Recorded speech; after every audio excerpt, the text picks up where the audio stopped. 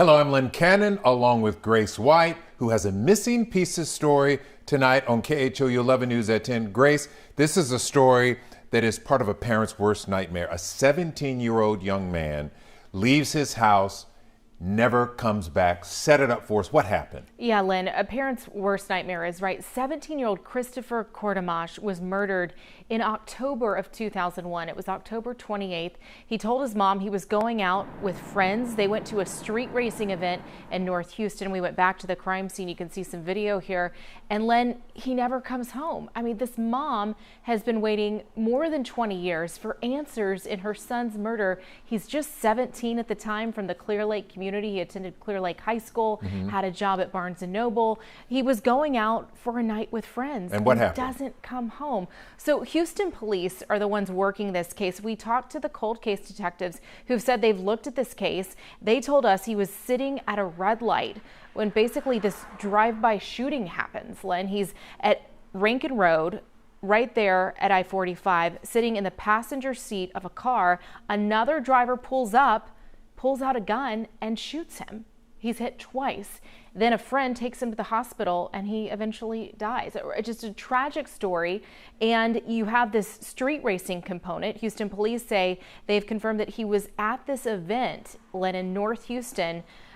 You can see some video here on this Goodnight Trail is the name of the street where there. They were racing. And it's an area that's known for street racing events. We actually went out there, Len, even all these years later. You can still see this strip where people race, and you can see the markings on the concrete. So here we evidence are. Of racing. Missing pieces means cold case, means they can't figure out who did this. I wonder, let's start from the beginning.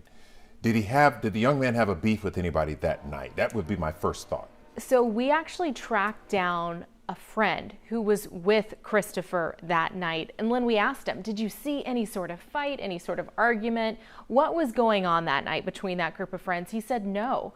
Christopher was a well-liked guy. He said there was no confrontation. There was no beef that night. We've asked investigators, have you found anything over the years as detectives have pounded the pavement and really tried to investigate this case?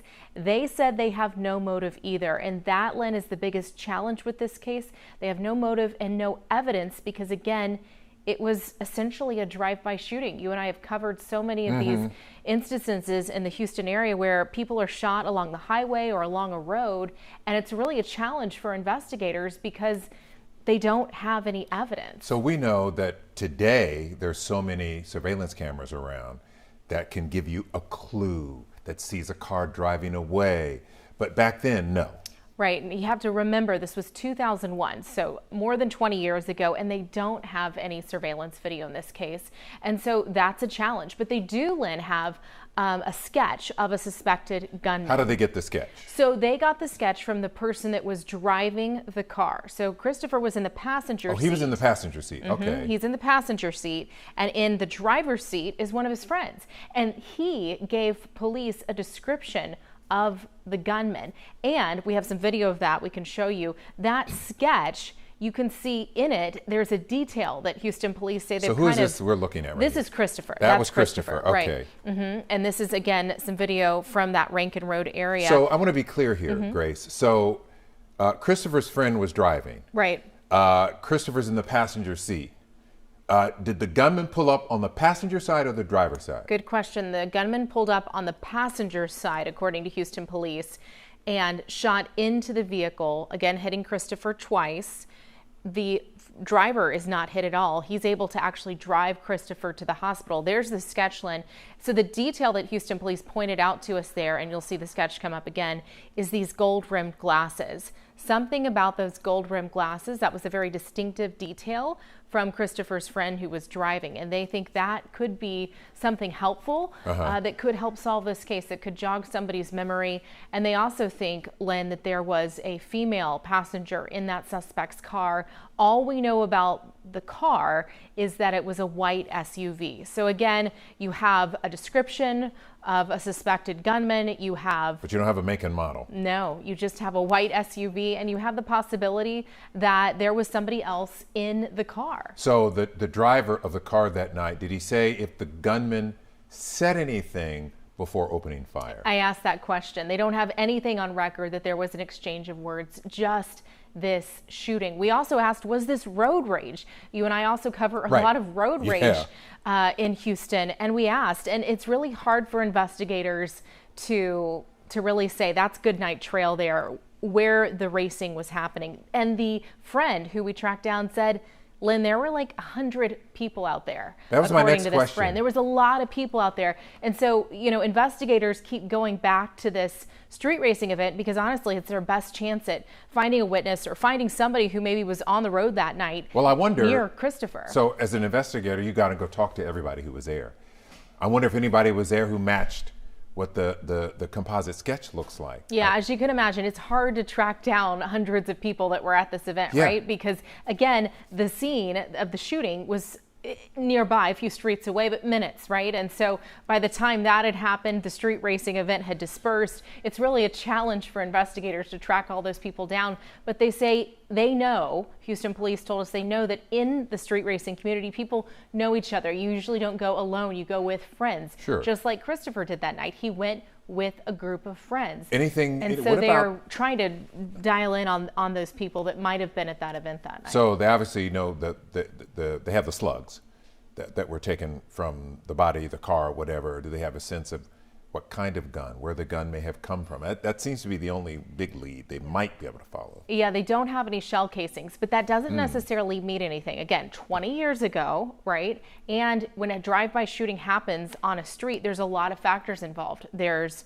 you know, cars that come by. There's other things that happen. And so just because there aren't shell casings, they didn't find any, doesn't necessarily mean it was a revolver or something like that. It just means that they don't have any. All these years later, what does the mother... Does she know what happened? Does she not know, but what does she think?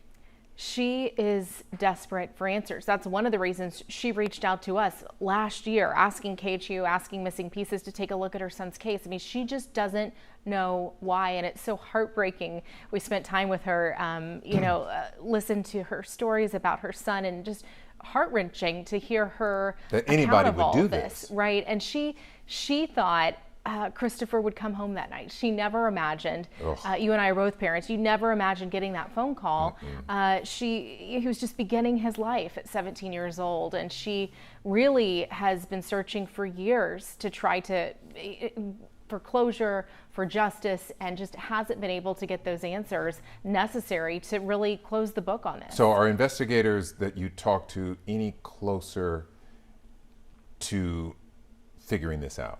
I think they're really at a hard place. You know, it is such a challenge when you don't have physical evidence, when you really have a sketch, you have some witnesses' descriptions, but you don't really have that next piece of evidence to move the ball forward. You know what happens in these cases, because this is what you do, it would take a phone call, wouldn't it, to say, check so-and-so, click. It would. And, and they're asking people tonight, tomorrow, this week, if you hear this story, if you're sharing it on social media, they want people to look back at Christopher Courtemanche's case and say, I remember something, or I know somebody who might remember something. And you think any detail, may not be a big deal. They want to hear from you. Houston Police's cold case team, Crime Stoppers, 713-222 tips. They want to get these tips on this case. They want to keep working it, but you're right, they need information, they need help. They're kind of at a standstill. Did anybody else see, so the driver, Christopher's friend, was driving the car. Did his friend, were they near all those people who were watching this racing stuff going on? So they had left, and it was about 15 minutes, the amount of time that had passed. They actually went, I should mention, to fill up air in their tires. Okay. So they went to a gas station, and then they went on to this intersection where all this happened. Anything happened at the gas station? We asked. Houston Police say they have no evidence that anything happened at that gas station. Any surveillance at the gas station then? Not that they have and could share. When I think about the mother and all these years and nothing other than a sketch, and that has led to, it's so frustrating and tragic. It really is, Len. And the friend that we interviewed, he said they were all friends. They went out that night to have a good time. I mean, they never expected anything like this to happen. The friend now lives out of state, but was very willing to speak to us and, offer what he could remember about this night and about what happened to his friend. But again, they all went to this racing event together, but then, you know, Christopher and another friend left to fill up air in their tires. He ends up getting shot, and then that driver on the way to the hospital calls the other friend and is like, hey, we're headed to the hospital. Chris just got shot. I mean, it just happened so fast. It's like random. It wasn't what anybody was expecting in terms of how that night would go. Do investigators posture any theories? Other than maybe a connection to the street racing, other than possible road rage, those are really the only things they're working with right now. Did the driver say anything about, I can't remember if you mentioned this, anything about, could there have been did somebody cut you off? Did you cut somebody else off and didn't think anything of it until later? Sure. Yeah, it's really anyone's guess at this point. I mean, they're hoping that either a witness from the street racing event would come forward or a witness to the actual shooting. Again, it was at a red light. So they're hoping, okay, maybe somebody else was stopped on that roadway there that would remember just something that would really move the ball forward. That's a needle in a haystack, you know. It is. And one of the reasons the mom came to us, because she's waited so long, she's tried to be so patient, and at the end of the day, it's her son, it's her child, it was her teenage boy. 17 years old, gone after one night, totally inexplicable.